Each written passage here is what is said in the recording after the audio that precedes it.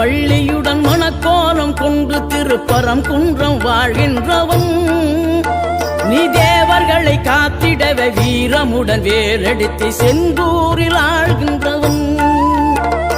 மாங்கனிக்கு கோபம் கொண்டு பார்ப்புகழும் பழனியிலே ஆண்டியன கோலம் கொண்டவன் நீ தத்துவத்தின் சாரெடுத்து சுவாமி மலை எல்லையிலே தகப்பனுக்கு பாடம் சொன்னவன் காவல் என நின்று பெரும் சினம் தணிந்து தணிகையில கண் குளிர காட்சி தந்தவன் நீ பாங்குடனே கருள் தரவே பழம் முதிரும் சோலையில பரஞ்சோதியாய் நின்றவன் பரஞ்சோதியாய் நின்ற